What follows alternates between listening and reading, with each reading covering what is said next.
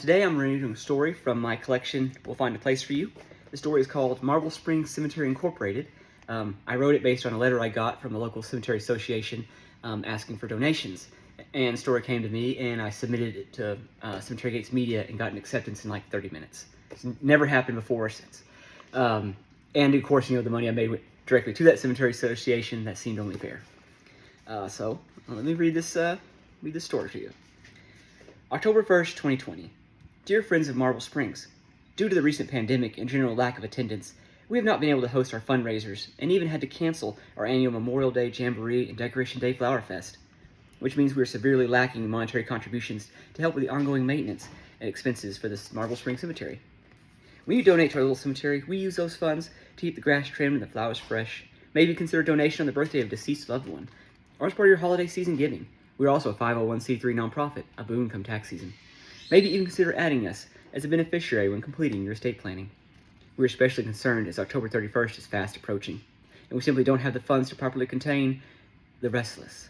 We want to help your loved ones rest peacefully, and that means paying for additional assistance to subdue those agitated souls who walk from the 31st through the 2nd. We don't need to remind you what may occur when we're unable to afford these services, as Halloween 2008 led to a number of avoidable calamities. In fact, overcrowding due to the fallout from Halloween 2008 is a major factor necessitating these additional funds. We once again like to increase the height of the iron fencing around the cemetery. Last year's addition of raisin wire did little to deter the more agile the restless, and made for an unsightly scene along Johnson Street. A reminder, we'll always practice discretion regarding who's walking and who required excessive force to be reinterred. We don't want to cause our families any undue heartache.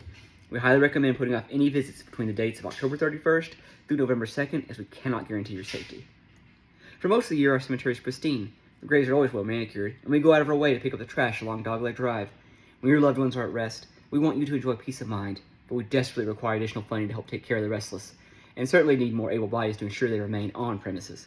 Please consider contributing sooner rather than later, as October 31st is right around the corner. We'll also accept donations of blunt force weaponry and hunting rifle ammunition.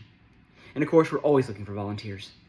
We wish you and yours all the best in this life or the next. Sincerely, Elford Alley, Secretary-Treasurer. P.S. We have thoroughly explored the Barnett County request regarding relocating the cemetery, but the only available plot within the city limits is where the Hinkle House once stood, and as you know, that carries its own risk. We're always open to other suggestions. Thank you.